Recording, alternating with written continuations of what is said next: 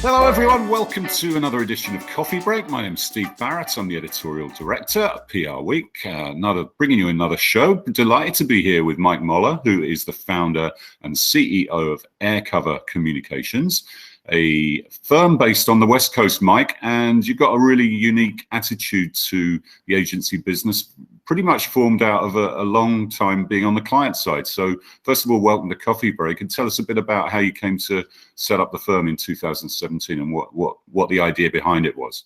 Awesome. Hey, I appreciate it, Steve. Thanks. It's nice to be here. Appreciate taking a few minutes for us. You're right. We do have sort of a different approach to how we think about providing service and working with clients and what our agency sort of approach is all about. It is entirely steeped based on sort of our relationship with, and my experience sitting in the chair for a bunch of years at a bunch of places. 2017, I kind of had that sort of point of view of like, okay, 10 years as a journalist, 20 years as a PR guy, and maybe I want to go consult.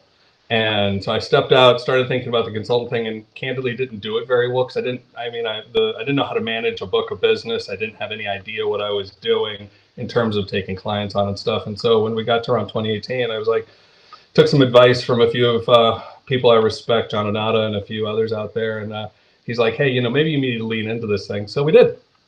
And, we're now, I think we're about 23 people, give or take. It's gone well. Honestly, it's gone really well. And you were virtual from the start. So this sort of hiatus through COVID was possibly easier for you to negotiate, although I guess it's you miss seeing the clients in person and meeting your folks in person when you do choose to meet up. But you were virtual from the start, and you wanted to focus on senior talent because as a client, that was the type of counsel you wanted. Just talk about that a bit. I think that the idea, or what I had always wanted when I was on the client side, was could my agency partner just bring really great thinking consistently, and could I have an engagement with people who were my peer? Like, could they challenge me? Could they push me? Could they not be?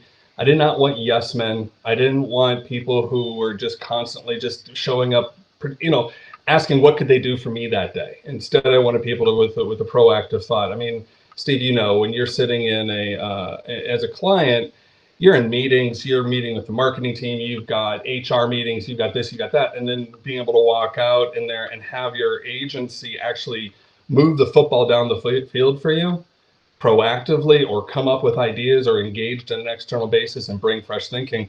I mean, that was incredibly important to me. And so what I kind of built the philosophy is like senior talent to do the work. And I mean, the key thing here is that, there's a lot of really, really talented PR people that miss doing the job, they maybe graduated into some management role or paper pushing role, but they really do enjoy, whether it's media, whether that's writing, whether that's strategy, messaging, positioning, whatever. And so my point of view on it was like, if I can tap into friends of mine, people I respect, to bring that experience to bear, why not? And so far, it seems that's sort of latched on well with the market. And you've sort of built on your client experience at IBM, Xerox, Oracle, Avaya, Marketo. So you had lots of tech side experience to draw on. And what were the things that really annoyed you as a client that you're making sure you don't fall into that trap of as now you're an agency? It kind of goes to the foundation of sort of what my point of view. Can you be proactive? Can you, think for yourself? Can you take the education that we've done, the onboarding we've done, the background we've done, can you bring it to bear and put your experience to work? So, I mean, to me, that's really, really important. Other things that are really important to me, and I'm thinking about in terms of how to apply the right solution for our clients.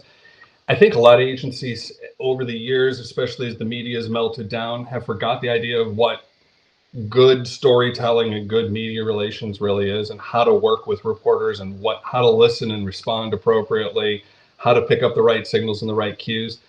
And I didn't want to, I got tired, maybe because I was a reporter, maybe I did it for a while. I got tired of teaching my agency how to do that. It was like there was this missing gap in the market where a lot of them had lost sight of, how to actually deliver what PR firms wanted to deliver, and that and what we expected, which is really creative, outside in thinking, put me into right perspective of what was going on in the market, bring context to it, and then at the same time also like understand how to be able to drive an organized and strategic campaign that not only leveraged media but then thought about how to fill in the gaps with integrated comms How and far how to think about that stuff. So so far, so I mean, on that front, we've seemed to sort of latched on because it seems to be that people are, you know they feel like that's what their agency wants, and maybe it's some way of sort of an old throwback to a degree with sort of a modern twist.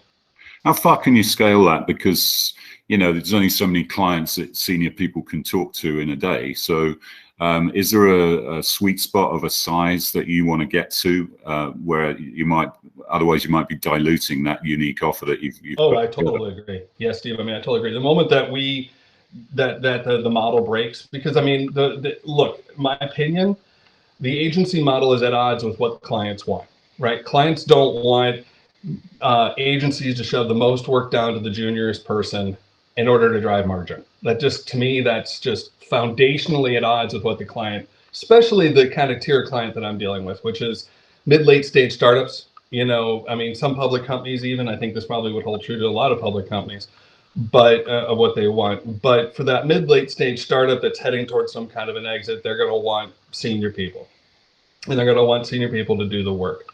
And so in terms of where does that model break and where do I grow to or whatnot, candidly, I'm not worrying about it. I am looking at it and saying, I'm never going to try to be an Edelman. That's not in the path, right? But the moment that, as long as I can continue to find smart, quality, talented, experienced communications professionals who are willing to get in and roll their sleeves up and realize that there is no work beneath them, realize and that just means that we can be more efficient, right? Because my philosophy is, instead of doing that upside down model where you shove work down to the most junior person, that and then have that whole kind of iteration thing, and clients get pissed off because they're not getting the right kind of service from their agency or the right kind of thinking. My thought is that senior people actually who have done the work can do it more efficiently. So we just get it right the first time. There isn't this back and forth. There isn't this some SVP sends it to some soup that sends it to some double AE that sends it back up to the soup that sends it back down to double AE that sends it up to the VP. I mean, what nonsense, right? Like, just do the work really well right from the gate. So you have an interesting origin story. You were a journalist on PC Week and Business Week, and back in a fascinating time for the tech and Silicon Valley industry. But you hooked your wagon to an interesting duo, and probably not a bad duo to hitch up with. Tell us how that happened and who it was and how it came about. I was very happy being a journalist. I mean, to be perfectly honest with you, I had kind of reached, I was in one of the top tier publications out there at the time, and I was writing about the internet and writing about Microsoft and whatnot. And I'd gotten to know Mark and Andreessen and Ben Horowitz pretty well, given my coverage of Netscape and what was going on at that time in the late 90s and mid-late 90s. Anyhow, when they left after, to go start a little company called LoudCloud, they were pitching me on it and giving me a call because they knew me and whatnot. They're trying to find a home for their story. And one thing led to another, and they're like, hey, why don't you quit writing about everybody else? Why don't you come write our story? And so I went in pretty early on to LoudCloud, and it was one of those, I mean, it kind of like sports reporters or frustrated athletes who sit on the sidelines wishing they could get in the game and, critiquing everybody. I mean, I think tech reporters have that same sort of point of view, which is, gosh, why can't these companies build something better or do something better? And so I got the opportunity to be in and early on and see what it's all about. And it's worked well. I mean, I kind of found a home. I enjoyed it. I realized I like talking to journalists, and if I just could sort of do the same shtick from inside versus as a reporter, a career in corporate comms would work pretty well. Yeah, and it seems to have worked out well for you. How do you think the tech space in terms of journalism and content has changed because, we see at Andreessen Horowitz, Margit Wenmaker, someone you know well, she's kind of almost setting up her own content play, isn't she, within the firm now, because she's a little frustrated at the way she sees some, especially the mainstream media covering tech. What's your take on all that? I think brands should think like journalists, or brands should think like publishers. I mean, to be perfectly honest, I look at it and I'm like, we need the media. I'm not quite as fervent in my belief as perhaps Margaret is in how to work with the journalist or what they're doing. I don't think they're out to get us or anything like that. But what I do think is that there are fewer reporters, there are more stories, there are fewer so-called pages to fill, and there's just a limited amount of time. And so I do believe that earned media is the jet fuel that makes things go. It's the validation. It's all those types of things. It's why, I don't know any CEO that comes around saying, hey, that was an amazing blog. Thanks so much. Or that was an amazing contributed piece. But I know a lot of CEOs that will say, hey, look at my story in the Wall Street Journal, or look at my story in TechCrunch, right? It's why we do what we do as PR people, to be perfectly frank. It's where the origins of what this all came from, is that conduit between being communications between companies and reporters. In the interim, in between those moments where you do have a valid story to tell the media, one that should be told, then you need to think about how do you get your message out consistently. And so thinking about whether that's newsletters or utilizing LinkedIn or video or podcast or Clubhouse or whatever different channel we kind of have, which is, encouraging as communications people these days, is if we can, strategically think about these different mechanisms to take the story to market, then you can drive a level of consistency along the way. It doesn't mean you're beholden to only going through the media, but I think it's both. I don't know if that makes any sense, Steve. Yeah, it does. I think it's got a little bit unnecessary, the tension between the tech companies and the media. And I don't think, but you're right. There are fewer journalists, and they're doing more work across different sectors. So, and the tech journalists don't work for me. The media doesn't work for us. No, exactly. It's not their job to just sort of take what we spoon feed to them, no matter how busy they are. Their job is to look at things critically and to say, is this a story that's worth my time or not? Yeah, no, I totally agree. So, yeah, and I can see the sign on the wall at the back there. You're in Santa Cruz, and you used to be down in Mountain View. So finally, tell us a bit about how the lifestyle, if you like, of the PR pro on the West Coast compares to the East Coast, because you were out here for 7 years on the East Coast as well at IBM and Xerox. Lifestyle means a lot, doesn't it? And I suppose being a virtual agency helps with that too.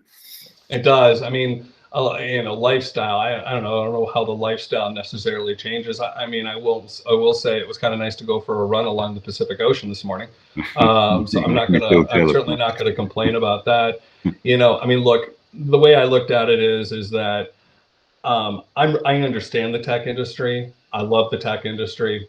It doesn't mean I need to live in the tech industry, right? It doesn't mean I need to be there day in and day out. And I think actually, even if it's only 40 minutes removed from Silicon Valley, getting over in Santa Cruz has given me the ability to kind of look at things through the lens of what, the rest of the world outside the bubble is dealing with. I mean, there's still a bubble here to a degree of, the West and the East Coast versus the majority middle.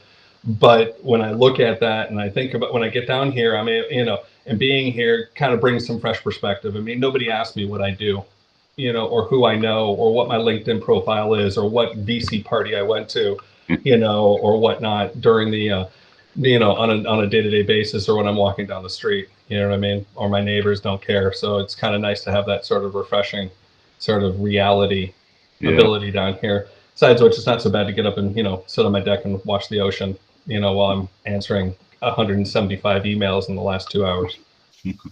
It sounds good. You're painting word pictures for us, Mike. Continued good fortune with Aircover, and it's great to find out about what you're doing. Hey, great. I appreciate having me, Steve. Thanks.